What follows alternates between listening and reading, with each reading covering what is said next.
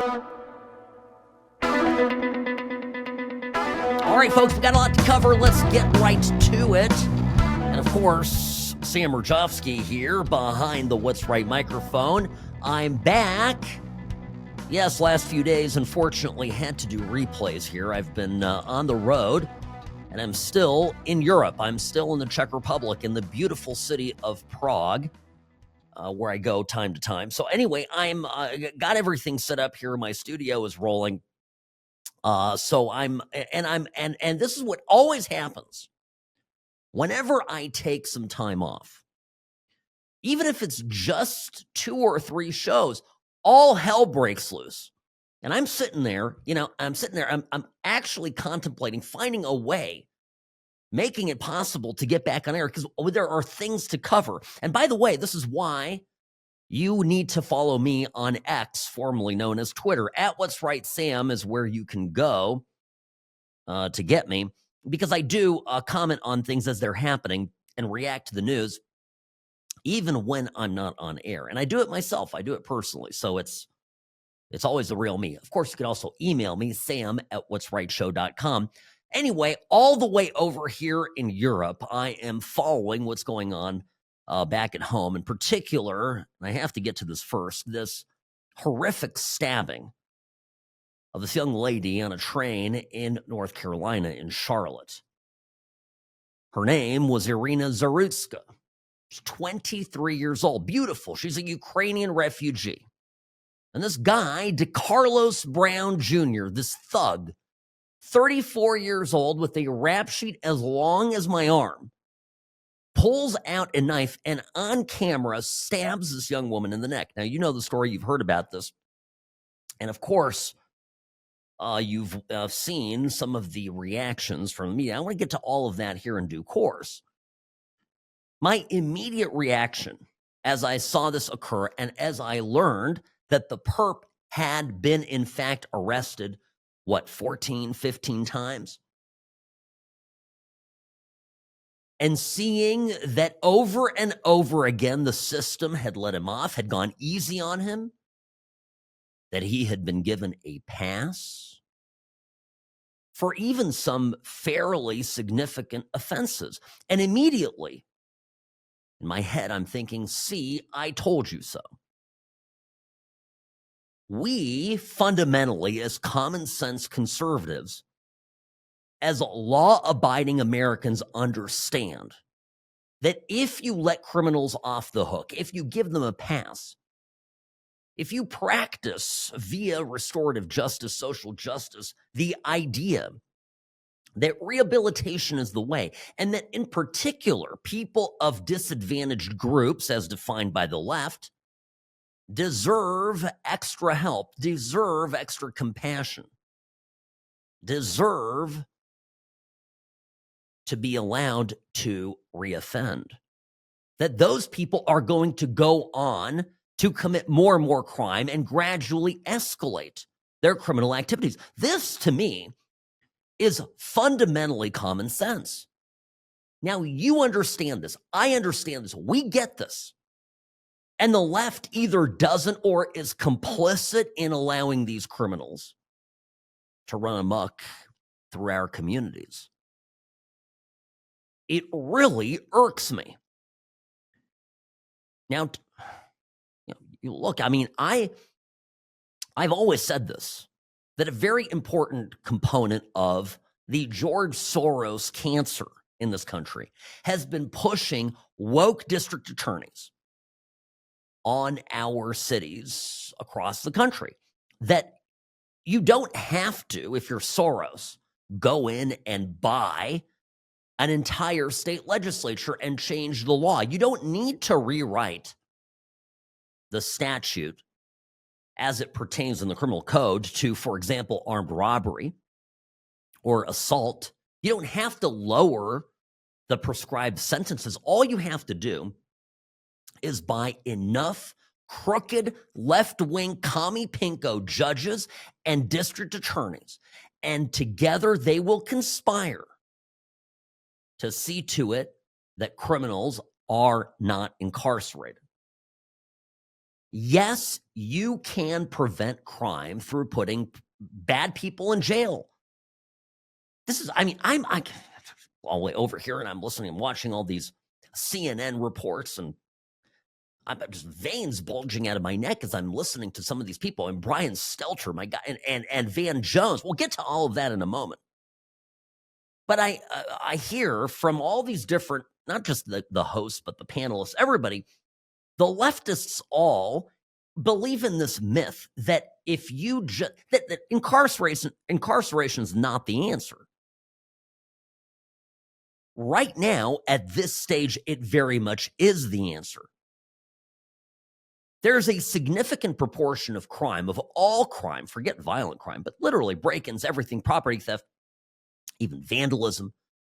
A significant portion of crime is committed by people who habitually reoffend.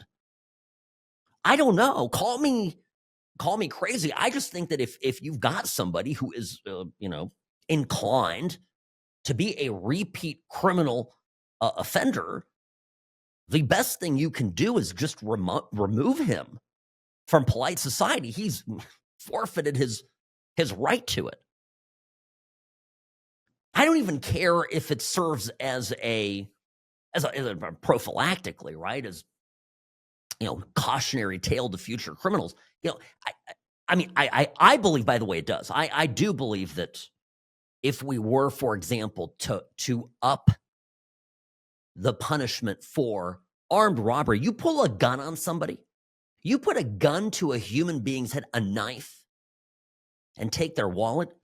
There is a call right now on the internet. There are a number of prominent conservatives who are calling for that to be become the death penalty, a capital crime, a capital offense. And I don't think it's that outlandish.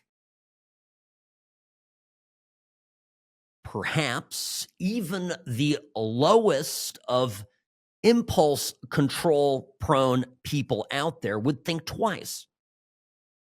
You pull a gun, you pull a knife, you even carry a gun, you carry a knife. You do so with the intent of doing harm. You get caught, it's game over. You don't just get caught and released and sent out on the street with a fine and a court date 2 or 3 years down the road. I mean, that's what's happening here. So this young lady leaving a job, she's on the train, it's a light rail, kind of a trolley type situation, is presumably headed home. And this guy is sitting behind her. This is another part of the story that I think I have to wade into. He's sitting behind her. Now, he is black. That's a fundamental part of the story. She is white. He looks, I can be honest with you, he looks menacing. I'm going to tell you something else. I don't think I would sit with my back to someone that looks like him. Now, I know what that implies. I'm just saying, I understand the statistics. I understand the numbers. I am significantly more likely to be the victim of random violence from someone that looks like this guy, DeCarlos Brown, than I am to be the victim of violence from someone that looks like Irina Zarutksa. I'm not wrong. The chances of a 23-year-old blonde Ukrainian girl stabbing me in the neck are fairly low. We have to begin thinking this way. And we need to begin teaching our young people, our kids, our grandkids, to be careful and to pay attention to what people look like, because the greatest lie ever told is that the indicators, right, the indicators of risk and of danger are to be ignored. We are to go against evolutionary biology, essentially, and not listen to the spidey sense inside of us going, hey, that guy looks dangerous. I'm going to cross to the other side of the street, because we were told. Young people are told this day in and day out, particularly if they're in college. They're listening to some crazy lib professor tell them, if you, as a white person, see a tall black man walking toward you and you cross to the other side of the street, You're a racist. You're a bigot. And they teach these kids to ignore their fears. And their fears may are very well founded. And the statistics bear all this out, right? It's a law of numbers. So that's a huge part of the story. Now, something is going to happen here. My sense is, from reviewing the reactions and whatnot, that the Overton window has shifted. That we no longer are just going to accept the George Floyd reality. And now, speaking of George Floyd, the patron saint of BLM, Floyd was a serial offender himself. He was a drugged out, fentanyl addicted, felon. Whatever happened there between him and Derek Chauvin bears no resemblance, and this is really important, zero resemblance to what happened to Irina Zarutksa. Nothing. Zero, zilch, nada. Zarutksa is a law-abiding, vulnerable citizen minding her own business, coming home from work. It's just, and by the way, notice how you do not see widespread looting. You don't see widespread or any looting. You don't see any violence. You don't see any street attacks happening. Businesses, getting burned to the ground. Republican first ladies opening their windows to their gubernatorial mansions to smell the smell of tires and businesses burning, the way Gwen Waltz did during the summer of George. You don't have any of that happening. But there is a slow and steady and strong simmer. The left is not civilized. The left, quite frankly, are animalistic. Now, we conservatives are civilized, but they should not mistake this for a lack of anger and a lack of concern. And I think something's going on right now. I think this is going to spur a big awakening in our country over law and order, policing, and even race, quite frankly. Sam Mirejovsky, News Talk 840, KXNT, the What's Right Show is brought to you by Sam & Ash Injury Law. In a crash, call Sam & Ash 702-820-1234 because you deserve what's right. I'm the best. Personal injury law has been the same for a long time. The best. Big egos, greed, and sleazy schemes. We've had enough. Welcome to Sam & Ash, the new standard for personal injury law, where things are done the right way, because you deserve a team that delivers real support and results. When you have both, your whole world can change. Sam & Ash Injury Law, because you deserve what's right. Hi, welcome back. Sam Mirejovsky here, Nevada's favorite recovering Californian, on the road with the What's Right show, brought to you by Sam & Ash. By the way, quick note about this, because I was just yesterday, even though I'm on this trip, talking to a client. Folks, do not hold off getting advice after a car accident. Just trust me on this. Don't do it. Everybody just tries to play nice and go along with the insurance company, and eventually you get hosed. No matter how nice the adjuster is, they are locked into a computer screen that tells them what they can do for you. That's it. You're completely at the mercy of a computer, of an algorithm, of a woke giant corporation that is spending all of its money on DEI projects. And yes, I mean big insurance, DEI projects, rather than on paying you what you deserve. It doesn't matter if it's a small accident or a really big case. I don't want to get sidetracked here, but Ashley and I, we had an incredible result last year of almost $30 million in a settlement against one of the big casinos here. It was an egregious case. Not at liberty to discuss it. There was an NDA, but it was an incredible result. We do cases large and small, and we treat everyone like family. Don't go with some left-wing wackadoodle lawyer, all right? Call Sam and Ash Injury Law. Reach out to me. You've got a case, call our main number, 702-820-1234. Wherever the accident happened, we're happy to give you advice. We have offices in California and Nevada, in Las Vegas and Newport Beach. There it is. So again, Sam and Ash Injury Law in a crash, call Sam and Ash, 702-820-1234. And as a bonus, this is what supports me doing this program. So I certainly appreciate you thinking of me if you need our help. 702-820-1234. And of course, my email, sam@whatsrightshow.com. You want to reach me directly. Okay, here's the statistic. And again, I mean, it was, you say the statistic and you run into problems, accusations of racism. Math is not racist. Reality is not racist. Here's the statistic. Black men, 18 to 45, that's the group. 2.3% of the entire U.S. population. 2.3%. Yet they commit 55% of all homicides. Now, why am I bringing this up here?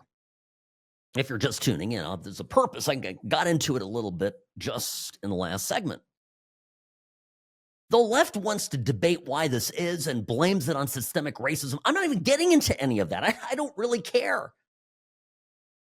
The statistical fact is that if you are a young woman, let's put it this way, if you are an unarmed individual and you're alone in a dark alley walking down the alley to your car, and coming toward you is someone that falls into that age group and racial group, you are more likely to be attacked by that person than if they're outside of that group. And the problem that we have right now, and I'm talking, of course, about the murder of this beautiful Ukrainian immigrant, 23 years old, just stabbed in the neck randomly by a 14-time arrested felon who was repeatedly let out of jail, by woke judges, woke district attorneys, by a mayor.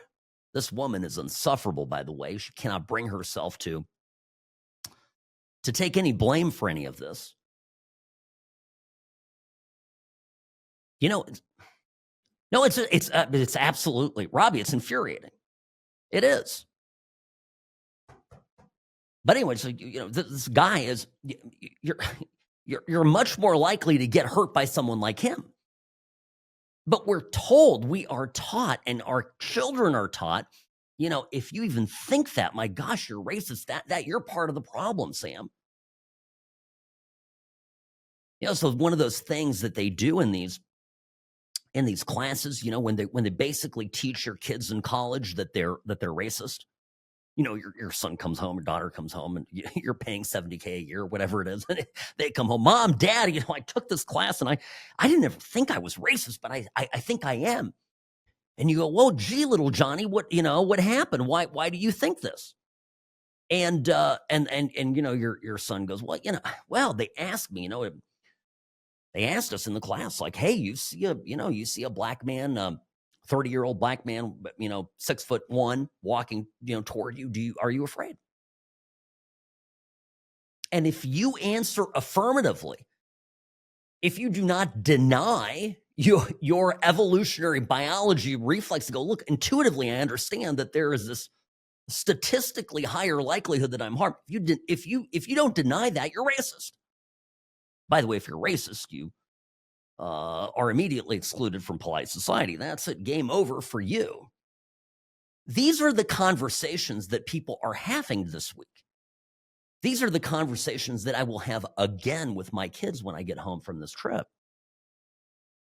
These are important, and it's sad. Now, I'll tell you, by the way, if the left wants to fix this, if the left is serious about getting rid of any kind of racism, then the answer is to go hard after criminals and eradicate this kind of behavior. let's see to it that a guy here who should have probably already been jailed for life for all the stuff that he was doing, let's see to it that he's not out there murdering people. Let's remove everybody like this from society. Put them away. I don't care how many prisons we have to build. There is no reason why this guy was roaming loose. I'll get into that too. What should have been done? And of course, the media reactions when we come back. Sam Mirejovsky, News Talk 840 KXNT.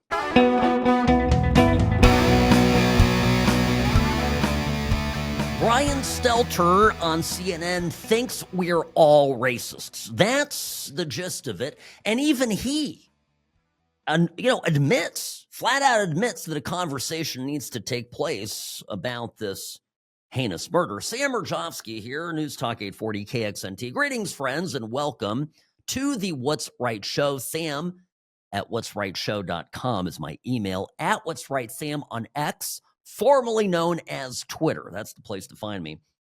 I'm on Instagram too, by the way. I never tout that because I don't really like Zuckerberg. That's all it is. And Instagram's getting weird, starting to turn into this TikTok thing.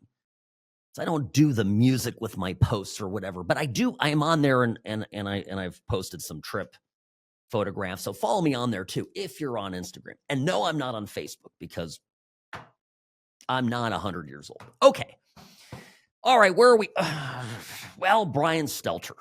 My God, this guy is such a piece of work. Brian Stelter, he is the bald, short man who's like an unfunny version of George Costanza. And he's still on CNN. They still have this guy on CNN, and he is just an odious little lib. And so they, by the way, this gal got murdered, right? The murder happened, and for days, Irina Zarutksa, and for days, the mainstream media didn't want to talk about it. They didn't want to talk about it. By the way, she was murdered by a 34-year-old, 14-time arrestee, DeCarlos Brown Jr. DeCarlos Brown Jr., I'll let you guess what he looks like. Anyway, so DeCarlos Brown Jr. stabs her in the neck, and he's caught on camera. The whole thing is caught on CCTV cameras. It's just horrific to watch. The girl does not, you picture a stabbing. This is important too. You picture somebody just, it was not a quick death. This was horrific. She was stabbed in the neck, and it took her a second to realize quite what had happened, and then she bleeds out and dies. People around her completely indifferent. That's another dismaying part of this. Completely indifferent. And by the way, you know what? Why would anybody step up and protect her from DeCarlos Brown Jr.? Look what they did. Look what they did in New York to Daniel Penny. This is why I'm sitting here. I'm so furious with the left. Look at what they did. Daniel Penny, there was a lunatic on the subway that was threatening to kill people. Daniel Penny subdued him. And of course, the guy died because so what? I don't care why. Daniel Penny did society a favor. I can't believe I'm saying that, but, I don't think you disagree. And what did the woke, bigoted, leftist fanatics do in New York? Alvin Bragg? What did he do? Well, of course, they put him on trial, almost ruined the kid's life. Even the New Yorkers, even the liberal New Yorkers said, no, it's not guilty. Sorry. Right? Okay. So this is of course, by the way, you know what in Daniel Penny's trial, they kept, the prosecutor kept saying there was no indication that this guy was going to kill anybody. Maybe witnesses there are like, he was telling people he was going to kill him. Okay. DeCarlos Brown actually sticks a knife in somebody and nobody even moves. People are too scared to even offer help, too indifferent, whatever it is. This is the society that the left has ordered. There is no God. There is no allegiance anymore to our communities. The criminals have all the rights. The criminals are running amok. This is a problem. So anyway, with all this going on, Brian Stelter, CNN finally has to cover this thing. And you almost feel that Stelter is pained that he has to do so. Listen to how he explains this. Really, over the weekend, Elon Musk, Charlie Kirk, other Trump-aligned figures succeeded in making this senseless death a symbol of big city crime. We heard President Trump asked about it yesterday when he was heading home from New York City. He didn't seem to know much about it. He said he would get briefed, and then today, Trump did know all about it. That's exactly what has happened here. This story has trickled up from local news to social media and now to the president's attention, and it's being used, as you said, Brianna, as a political symbol, with MAGA media calling for more forceful punishments and more incarceration. I have to say, some of the replies to Musk, some of the comments around this story are baldly racist, stoking fear of African Americans because this man attacked a white woman. The open racism on sites like X today, it's eye-popping. But there are also legitimate questions about this so-called career criminal, someone who had been a repeat offender. And those questions, I hope they're not lost amid all of the cesspool kind of comments on social media. There's something, sorry, I'm laughing because Brian Stelter, who himself is as bald as they get, talking about the baldly racist comments left on X to one of Musk's posts. I went through it. I'll tell you. I'll give you an example of one of these so-called baldly racist posts. This was here. Yeah. Okay. Here's the. Where do I have it? I have it here in my stack. Let me find it. This was Adams, Scott Adams, and okay, this is it. He said racial honesty is breaking out everywhere.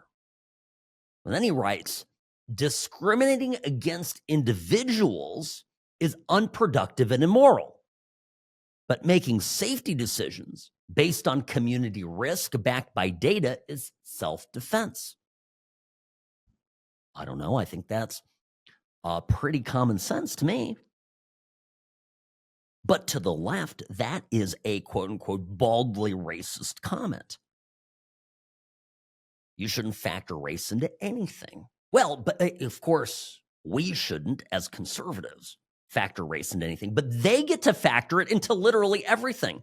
Do you get certain benefits of society, a job, a position, a promotion, acceptance to an elite university, a judgeship, okay, in the Biden administration? Well, you gotta be a person of color. What color are you, Sam? I mean, we got to find out. Oh, you're white? Forget about it. So race is hugely important to them.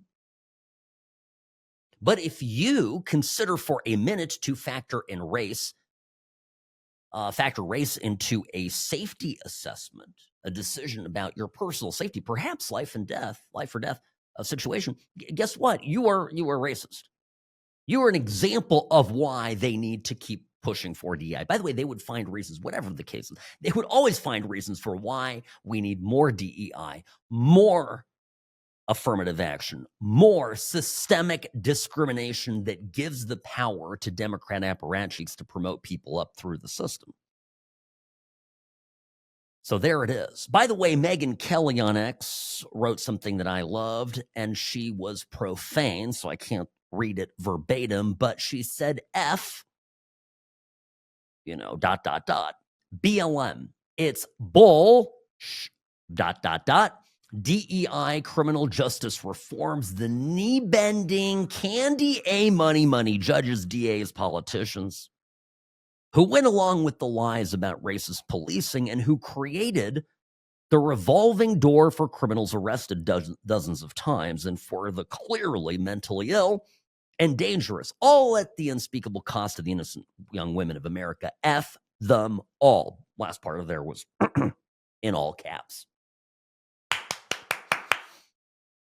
Amen to Megyn Kelly on that. Now, here's where the media reactions got interesting. Tuesday night, yesterday, CNN's Newsnight, this is the Abby Phillip show. This Abby Phillip is a lightweight. Obviously, most of her panel are absolutely retarded. But this is also where occasionally somebody smart is sitting at the table. For example, Scott Jennings. And so Charlie Kirk is there. And, okay. Charlie Kirk, this Abby Phillip says, yeah, I don't know if he's not, maybe not there. Charlie Kirk likes to make things about race, is what Abby Phillip says. This is how she frames it. He's not there. I'm just being clear about this. So here's what Abby Phillip said.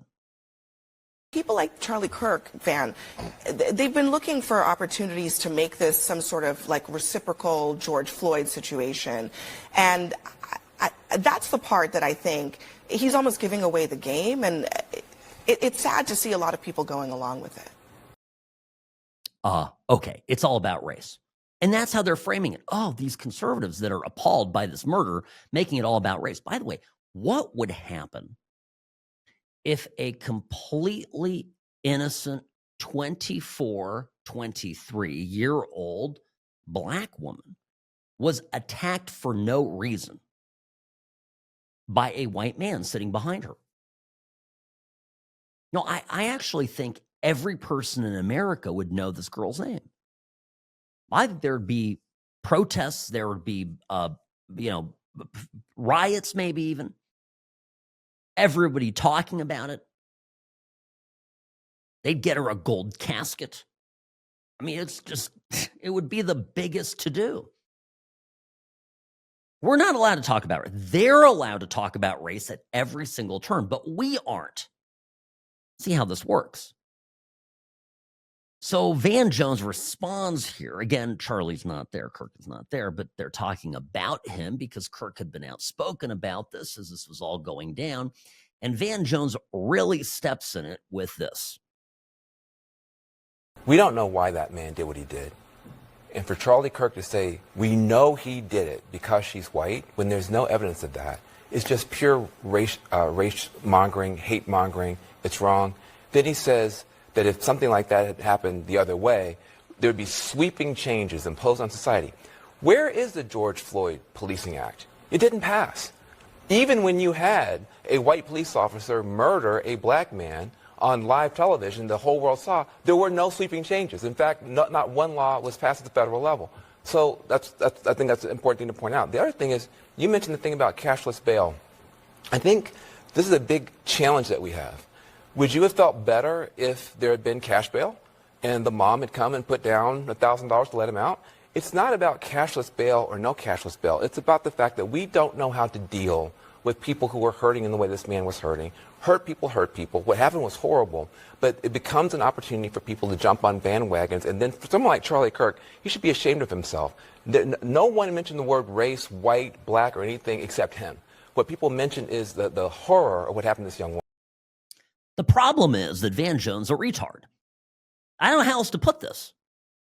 This guy who stabbed this young woman in the neck and killed her gets up, stabs her in the neck, gets up, walks to the door. Now, guess what? Light rail in Charlotte has not just video cameras, but also microphones. Has microphones. The police released the video complete with audio. See if you can make out what the assailant, what the murderer here says. Listen.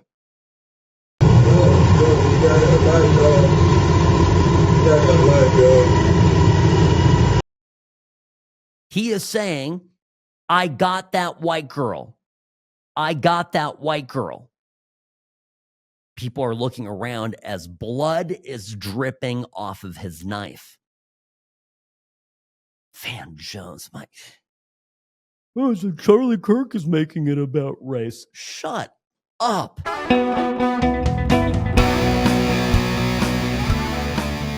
All right, friends, I'm back here behind the What's Right microphone, Nevada's favorite recovering Californian. Yup, happy Wednesday. All right. No, I'm incensed. I'm dealing with this case right now. You know, my day job is an attorney. I'm representing Jonathan Lewis's father. And Jonathan Lewis is a young man who was attending high school here in Las Vegas, Nevada, and he tries to intervene to assist a little kid that's getting beat up, that's getting bullied after school.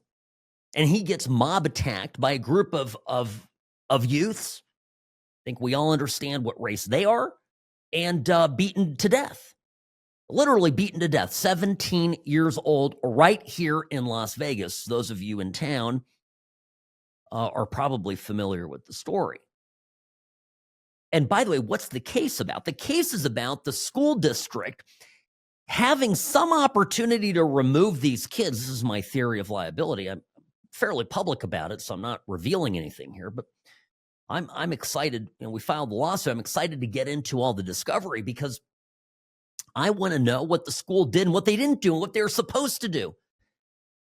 Now, I know we have restorative justice in Nevada. A lot of states have restorative justice. The stupid Democrats that we keep sending up to the state house in Carson City gave us this crap. You know what the kids that did this to Jonathan Lewis needed? You know what they needed 5 years before this happened? 6 years, 10 years? They needed a teacher to punish them in class. They needed to be set straight. We're not doing this anymore. We have taken away the ability to discipline these kids, and we're calling it compassion. We're hiding behind that. The left is hiding. Really, it's not about this at all. One of the more, I think, infuriating situations here about the whole thing is that there was I'm now moving over to the killing here of Irina Zarutksa in Charlotte, North Carolina, is that there was an NGO, right, that had given over $3 million. It's called the MacArthur Foundation. They gave it to Mecklenburg County, which covers Charlotte, to reduce the jail population in favor of racial equity, meaning less black people. So, back to our statistics. If you have 18 to 45 year-old black men, 2% of the population committing over 50% of the homicides. But you have these NGO people giving money to the county to get them to release more black people. So that's what happened here. They released him 14 times, over and over and over again. And that's what's going on, by the way, in school. So, back to what's, here in Vegas, which I've got kind of under my thumb, and I've been talking about this restorative justice thing forever. These kids that go out and kill, that do terrible things. They didn't start as murderers. They didn't wake up one morning and say, well, you know what I'm going to do today? You know what I'm going to do today? Today I'm going to go beat someone to death. It doesn't work that way. What happens is they gradually get there. They get away with a little thing. They get away with being disruptive. They get away with mouthing off to the teacher. They get away with maybe stealing something at school. They just consistently get away with stuff. And then presto, they just an assault. And the left treats this as they're the victims. Listen to, I played the clip last segment, Van Jones. The terminology that Van Jones uses about a guy who was caught on camera killing someone. Van Jones, what does he say? He goes, hurt people. It's the fact that we don't know how to deal with people who are hurting in the way this man was hurting. Hurt people hurt people. Maybe Derek Chauvin was hurting. Maybe Derek Chauvin. I'm going to just turn this around on Van Jones. Maybe if Van Jones were speaking about Derek Chauvin, this is the George Floyd killer, and who knows how it really was. A lot of hair on that case, let me tell you. But let's just accept Van Jones. Maybe, just maybe, Derek Chauvin was hurt. Maybe Chauvin had just spent several weeks trying to arrest some real thugs. Maybe he got into an altercation where he almost lost his life. Maybe he felt the pressing need to subdue George Floyd.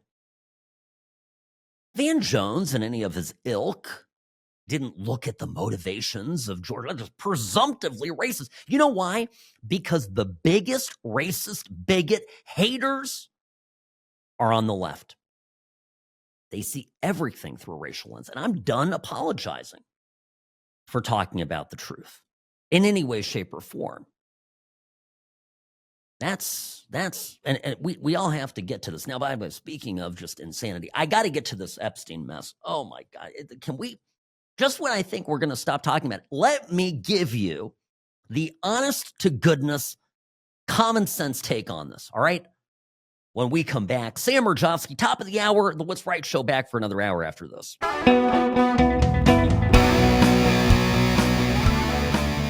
Greetings and welcome to the What's Right show, your place for common sense conservatism, Monday through Friday, 1 to 3 p.m.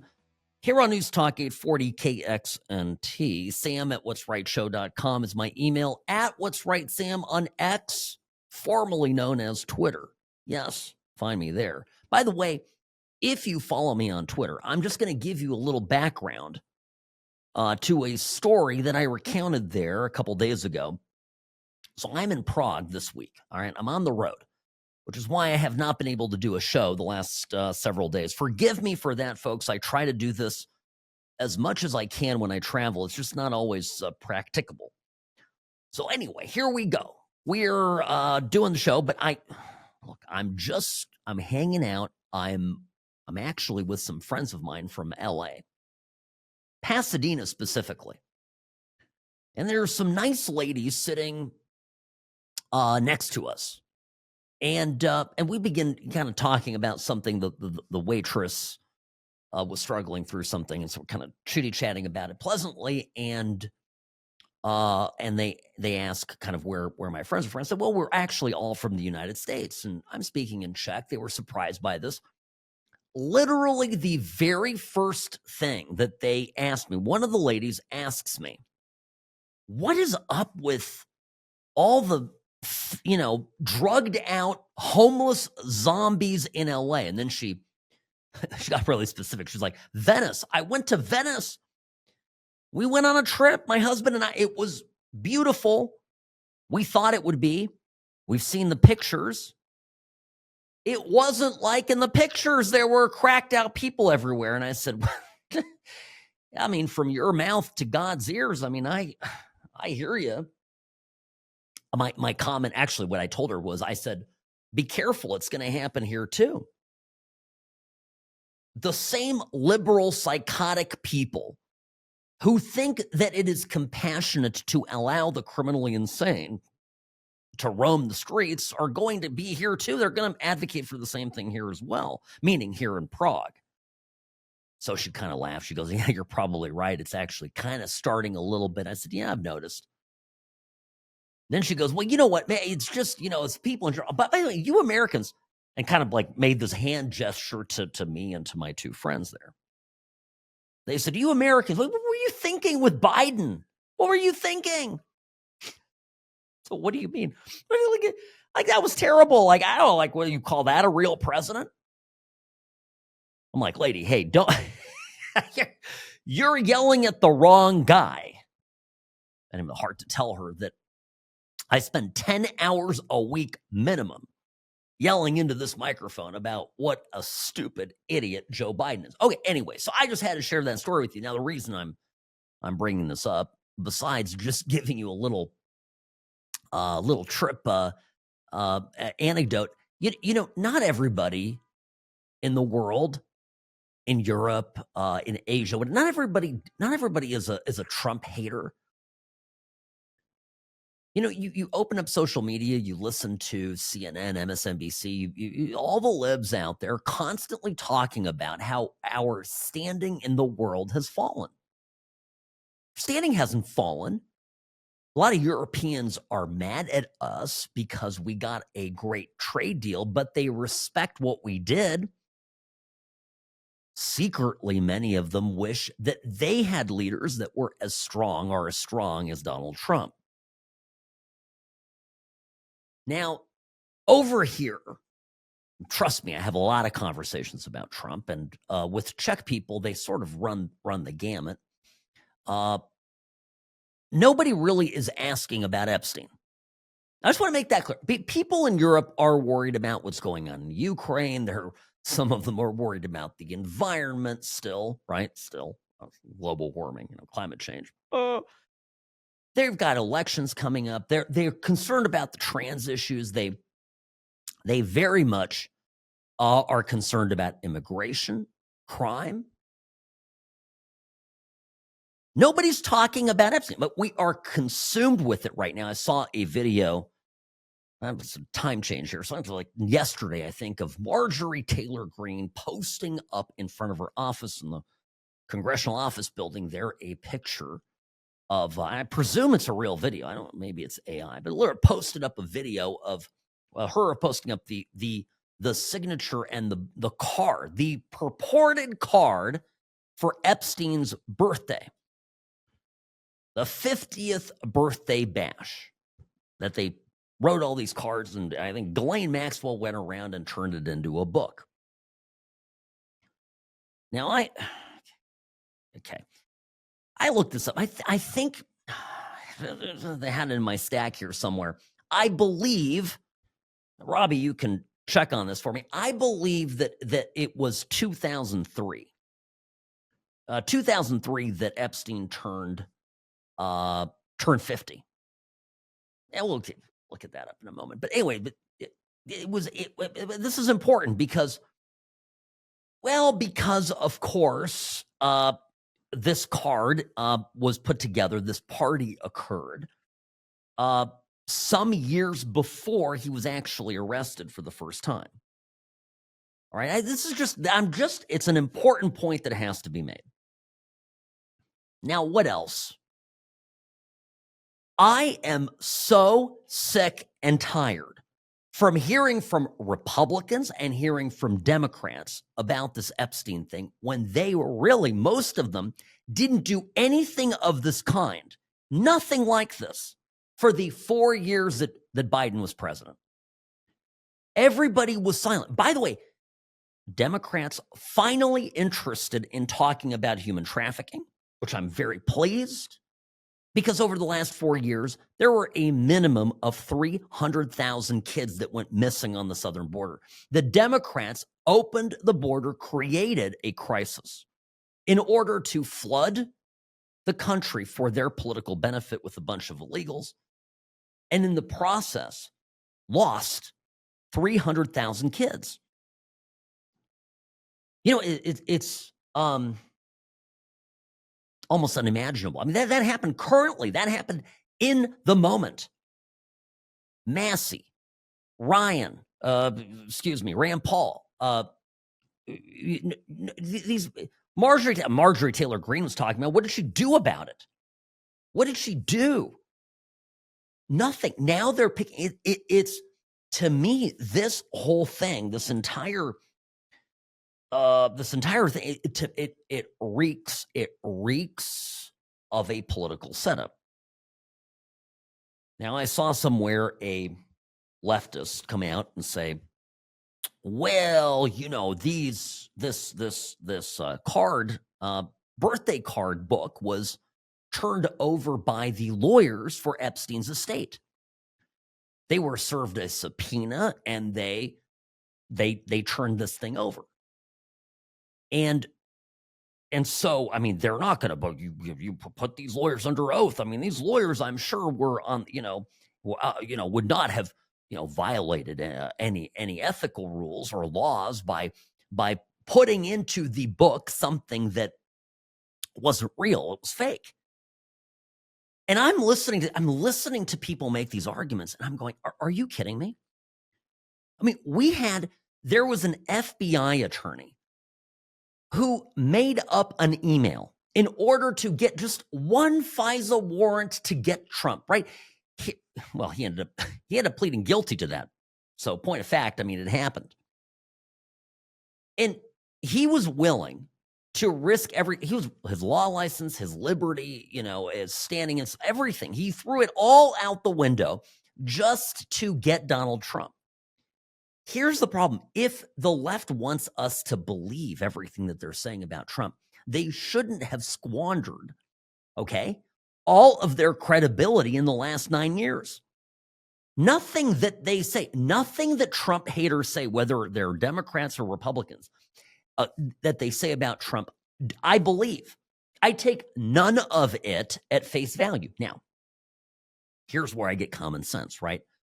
I read the card, the one that has the little drawing on it with the body, and our little secret and whatever that was. I read the card and I go, maybe he did it, maybe he didn't do it. Maybe he wrote the card, maybe he didn't write the card. There is no credible allegation that Trump participated in any of this, all right? We know that. Trump is denying it, by the way. He's categorically denying it. Says it's not his signature. But here's what I do know. I know that if any of this stuff was actually out there and credible, you're telling me that it's getting pulled out now? Because I can tell you why it's getting pulled out. Here, I'll tell you my theory. Here, you're listening to my shows. I'm going to tell you what I think. I think they're just out of stuff. I think they're out of bullets. Now they're shooting blanks. Okay, so here's my answer. So it's like, okay, what did we have? After 3 elections, 2 impeachments, 4+ indictments, we have now we have a card, a body card, not body, BAWDY, little inappropriate card, written to a guy years before he was ever implicated in the stuff that we now know that he did.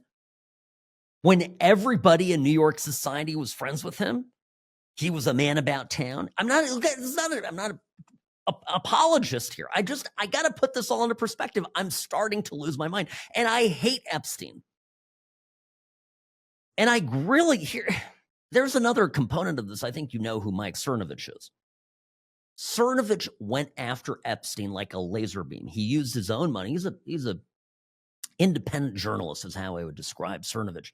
Really, really wickedly smart guy, lives in California.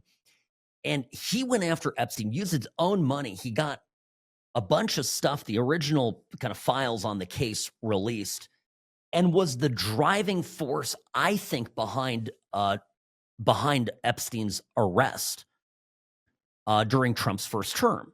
When he was actually, like, honest to goodness, arrested and thrown into, a federal holding cell and kept and ultimately met his demise.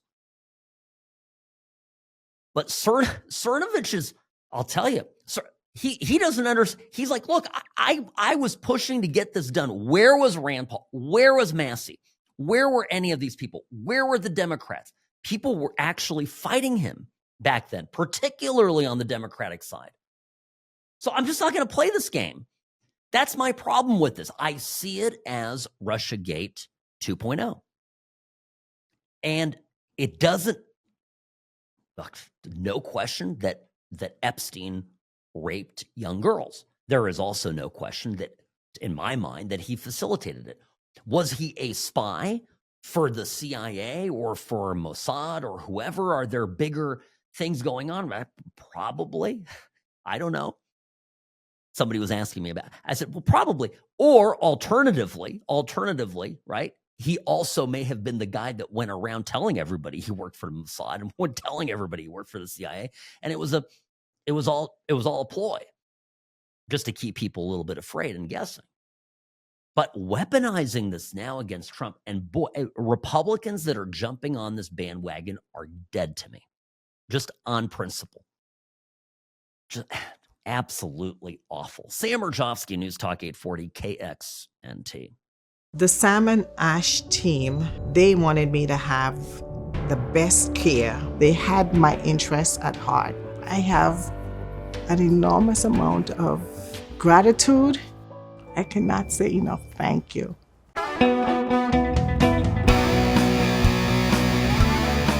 That's exactly right. Fundamentally, I just don't trust the Democrats, not one iota. Sam Mirejovsky, News Talk 840 KXNT. Just real quick here about some news from the other day. We found out yesterday that there was a 911,000 downgrade of jobs from April of 2024 to March of 2025. At the very time that Biden was incessantly bragging, then later Kamala incessantly bragging about how many jobs the Build Back Better, Biden-Harris economy provided, we find out it was all fugazi. None of it was real. And it's maddening because you realize that the people that are working behind the scenes, remember when Trump fired the lady that's in charge of tabulating these job numbers, and everybody in the media had a conniption fit. Well, they're getting rid of all the experts in government. My fundamental problem is that everybody just lies, and everybody lies to help the Democrats, and everybody lies to hurt Trump. And that's Epstein is just one little, facet of this. It's jobs, it's everything. It's all been fake. Every last little bit of it. They even cooked the crime statistics, for Pete's sake. And that's what's maddening too, is you can't trust the crime statistics, and consequently, right, there are examples over and over again of where, i.e. in Washington, D.C., they scandalously and illegally, criminally, underreport crimes, particularly committed by minorities. That number that I gave you, by the way, the last hour, pull it up again. I want to make sure I get this right, but no, it's the number is it's like 2.2% of the population, adult male blacks 18 to 45, committing over 50% of the homicides. I wonder how much higher that number is if it weren't for all the funny data keeping. So they monkey with everything, is my point. The Democrats with the data. They mess it all up, deliberately hiding the real story and protecting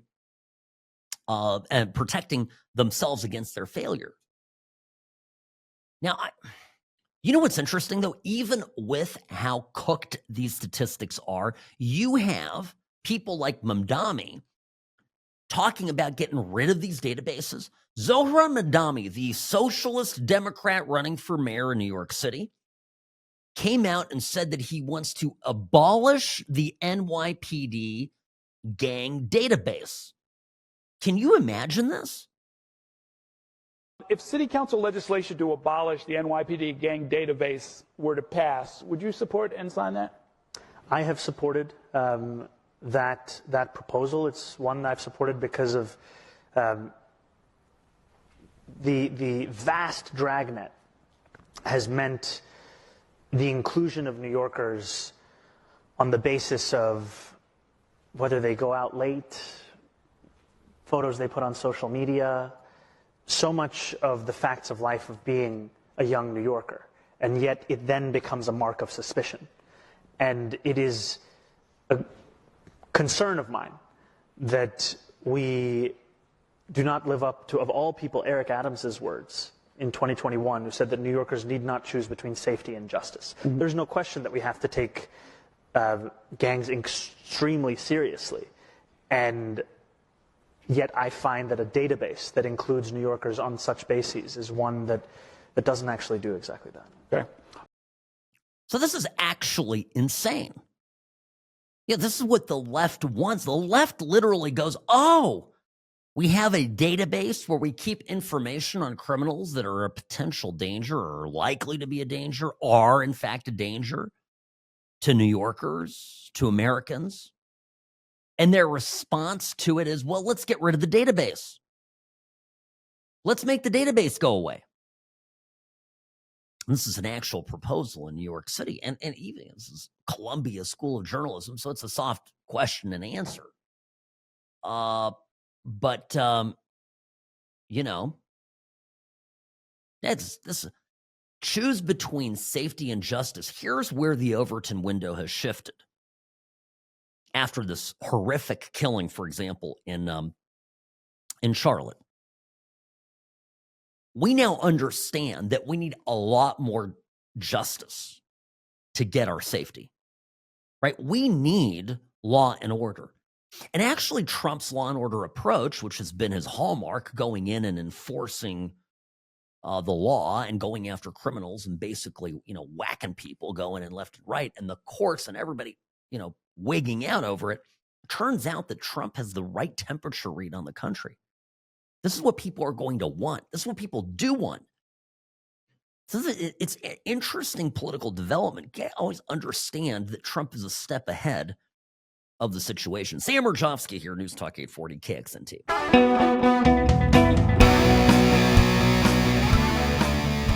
Let me tell you something, folks. I know I was off the air when this all went down, but I need to get back to it. I need to talk about this. Sam Mirejovsky here, behind the What's Right microphone. Greetings, friends. Your favorite right-wing, common-sense conservative radio host. I'm pleased to be here. Now, what I'm talking about here, what I am getting at, is the incident at the ball game. I believe this happens, it happened on September 5th. This was the Phillies game against the Miami Marlins at Lone Depot Park. There was a man named Drew Feltwell, and he went and grabbed a ball, a home run ball, that went over into his section and gave it to his son, and was accosted by a nasty woman who began yelling and shouting and screaming and cussing and whatnot, and the father turned the ball over to her. I think you know where I'm headed with this. No, I would not. No, I would not have done it. So this is, why not? Look, I'm going to go through a certain calculation, right? First off, she's got short hair. I understand, she could be nasty, could bite, perhaps has rabies. Understood. But I'm at a sporting event. This woman went through a metal detector. She doesn't have a gun, a knife, whatever. So my odds of surviving the incident are high.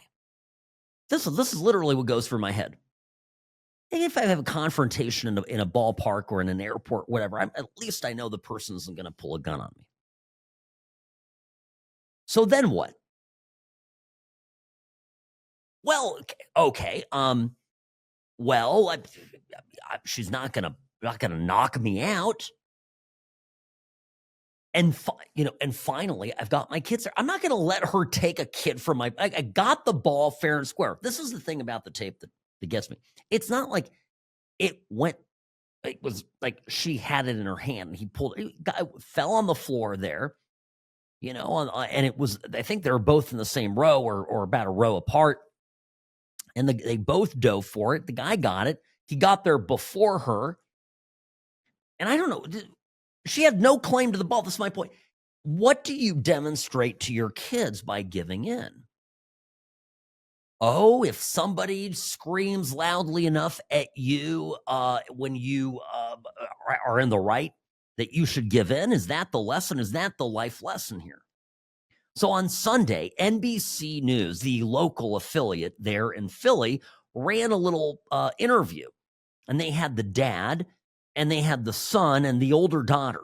Now, she was not, I don't know if she was there at the incident, but she did not figure in the story in a prominent way. And but here's the interview, and I'll try to explain what really irritates me about it. I wasn't very happy that we had to give it to her, but we can't win. She was gonna get it anyways. Sure. That's the boy. He wasn't gonna take it, but I decided to give her the ball. I apologize to you, but it was the right thing. We just wanted her to go away. Yeah. And it worked out. You got a bat. Okay, now I'm just pausing this here. I know it's a theater of the mind, those of you not on Spotify or YouTube. Okay, so the dad goes, well, like, no, she's going to get it anyway, one way or the other. And, I apologize to you. The lack of the body language, cute kids, by the way, they're adorable. But, the way the daughter looks off to the side and kind of down her nose and then back right when the dad says that, these are kids that don't have respect for their father. Here's how it continues. A bat. Yeah. Pretty cool. Dad, do you have any regrets giving the ball back? Yeah, like I said, it's, that was what we were there for. We were there to get a home run ball. So I thought I had accomplished this great thing, and putting in his glove meant a lot. And she was just so adamant and loud and yelling and persistent, and I just didn't want to deal with it anymore. The daughter is like looking off to the side, looking back. She's tapping her finger. This is awkward. It's so awkward. The dad just turned the ball over. I know. How would I? Let's say that if he had a good reason to turn it over, then he shouldn't apologize to his kid. Look, son, the world is full of crazy people. It's not worth dying over. People are attacking people. I didn't want you to get hurt. I made a judgment call and I stand by it. That's what you say. And then you get on television, you go, listen, this lady was crazy. She was threatening us. I'm there with my kids. I'm not going to put my kids in harm's way over a ball. So I opted to diffuse the situation. I'm not the problem here. Why are you asking me the question? It's this woman. She's the problem. And frankly, ought to be arrested. And she did, in fact, put hands on the father. And that's what I saw there on tape was an assault and battery. So I, don't know what kind of police follow-up there's been here. But so this is painful to watch. There was hundreds of people, just staring. And like I said, she was very, very, very close. And I'm dad of the family, so I didn't want to do something I regret. And that was the choice I made, is to just hand the ball back and tell her, go away.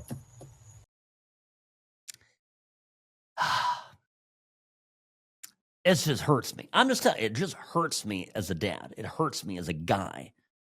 And no doubt that this woman was creating this. If you haven't seen this video, it's something to behold. This woman goes absolutely berserk. And by the way, you picture, she kind of looks like Elizabeth Warren. Yeah, it kind of looks like it.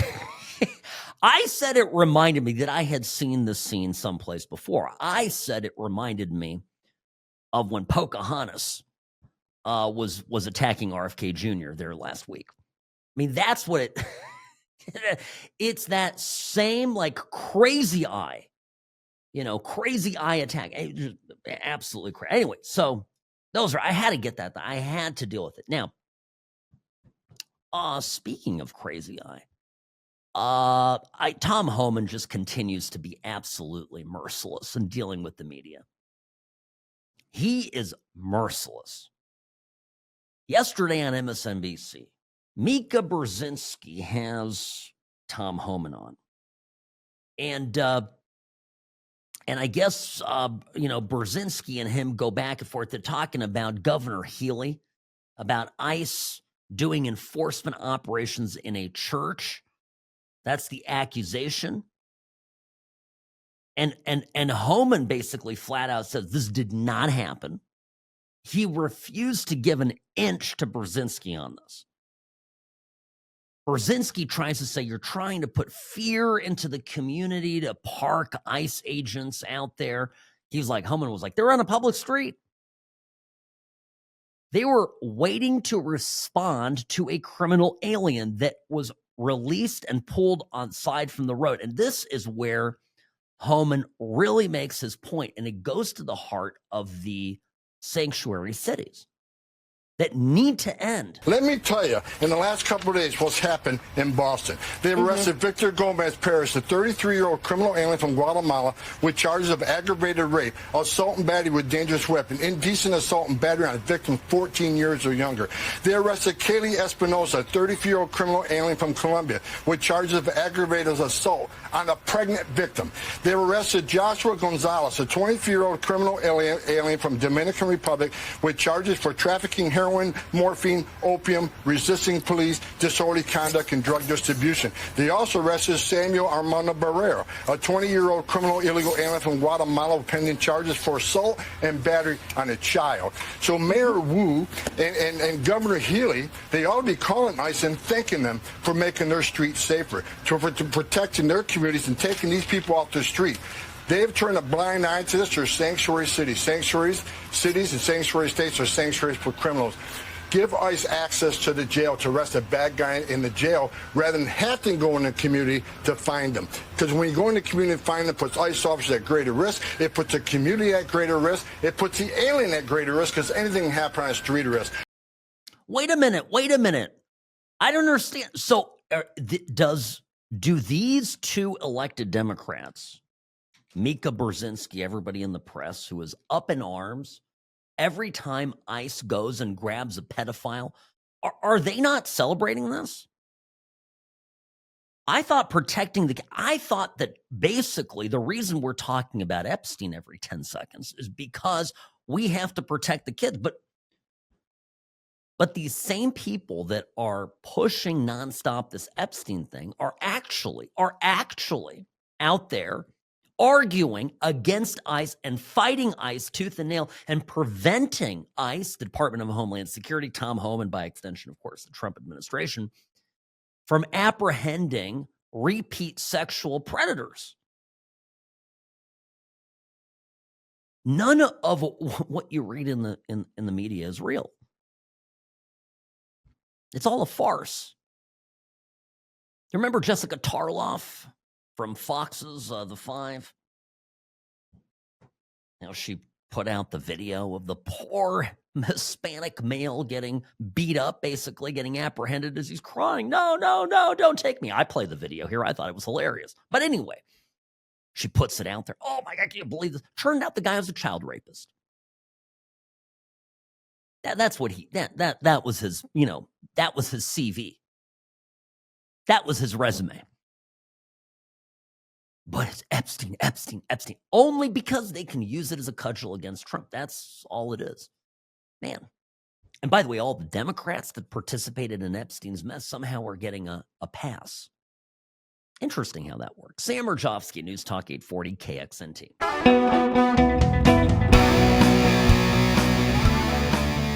Yeah, well, here's Scott Bessent talking about the jobs. This is important, folks, because this jobs downgrade is part of the charade that the Democrats have put on. Sam Mirejovsky, News Talk 840 KXNT. This was Scott Bessent on Sunday saying probably more write-downs on jobs are likely. Mr. Secretary, the economy did add nearly 500,000 manufacturing jobs under former President Biden. In this case, since April, again, you're actually losing manufacturing jobs. Is that problematic for your policy? Well, a couple of things, Chris. We're going to get the revisions for last year next week, and there may be as big as an 800,000 job downward revision. Again, this would be the second downward revision, so I'm not sure what these people who collect the data have been doing. It's good. We need good data. Secondly, what we are seeing is the jobs that are being created are going to either native-born or legal Americans. Most of the jobs created under the Biden administration, they went to illegal aliens. Well, and I think that there would be a lot of debate over the fact that they went to illegal aliens. But let's keep moving. No. That's the fact. Scott Besson. That's the fact. Kristen Welker, of course, not having any of it. Okay. You know what happened? They pumped the numbers up when Biden was president to help Biden. And then if by some chance Trump ends up getting elected, they can downgrade them and make a big public spectacle out of it and say, well, see, Trump's losing jobs. These jobs are not being lost because of the tariffs. Smart economists, even ones that are not particularly fond of Trump, admit this.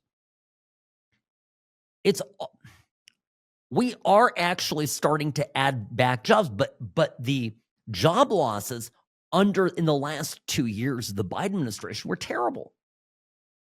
I talked about this here on the program. I mentioned it over and over again. I mentioned that we probably were already in a recession. We are probably now coming out of it. Now, there are some people on our side of the aisle that have some concerns that maybe we're in for still some rougher water ahead. It's possible. The state of the economy, when Trump took it over from Biden, is abysmal. And the worst part about it is, the Trump administration is trying to fly the plane. But imagine all of the indicator dials, the speed, the altitude, temperature, fuel remaining. Everything is off. Everything has been adjusted. All the numbers have been monkeyed with, and it makes it, I would imagine, very difficult to make sound policy, to make good decisions moving forward. Now, did you hear this rumor about Besson? I don't know. I'm telling you right now, in case you didn't hear it. Apparently, Besson almost came to blows with Bill Pulte, who's the HUD guy. Now, Pulte I love because he's the one uncovering all the mortgage fraud, and he's tweeting up a storm about Letitia James and Ms. Cook over there at the Federal Reserve. Anyway, apparently Besson, this is the rumor. I don't know if it really happened, but Besson had found out or was under the belief that Pulte was talking smack about Besson to Trump. And so Besson went over there. I don't know. He just went over there and threatened to beat the living daylights out of him. And I mean, Besson is gay. I like that. These Republican gays are built different. It's not. This is. These are not. These are not. These are tough. Besson's a tough guy, but I think he's like 6'3" or 6'4". Besson's a big guy. You don't see it on TV because he's always seated down and sit down. And he's a lot of people in Trump's cabinet are tall, including Trump himself. So Besson, kind of fits. I mean, he's a big, tall guy. I don't know if there's more about it. I'll find out. Look, they're all working really hard. They're all being real, right? This isn't like the Potemkin village that was the Biden administration. Like, that was all pretend. Nobody actually did any work. Saw somebody commenting on this. It's just a classic Trump. The wheels are falling off, whatever. And I'm going, wait. Never forget, speaking of gays, that Pete Buttigieg, transportation secretary, told Duffy when he was on his way in, said, "Oh, this department runs itself. these derailments, New Palestine. That all happens. It just happens on its own. This department runs itself." That's what he reportedly said. When you don't invest a lot, when you don't work very hard, when you just show up, collect a salary, go to the parties, "Oh, I'm working," and go home, you're not bumhurt about much anything. Just go in, go out. But when you're working your tuking off, and a guy like Pulte's a rich guy, Besant too, but these are people who could make a lot more money in the private sector. All these people are taking massive pay cuts to be in government. You think Alejandro Mayorkas was missing out on a multi-million-dollar salary somewhere in a real job? Maybe if USAID was still around, Mayorkas would have ended up, scoring some $1 million no-show job. But absent, the USAID scam, I don't think Mayorkas really has much staying power in the private sector, if you catch my drift. So I think that's kind of what I mean, if it's true, I actually wouldn't be surprised. I think tempers might rage a little bit, just as they did with Elon Musk. And I explain it the same way. I mean, the guy took a leave of absence from his companies, basically, to try to save America. Of course, he's going to get bent out of shape when he feels he's getting stabbed in the back by people, whether the backstabbing occurred or did not occur. Okay, no judgment on any of that. Now, let me tell you, I'm not kidding. I don't know much. The France thing. Well, France's government is maybe coming apart, and they're going to have an election. I'm telling you, folks, something is going on in the world generally.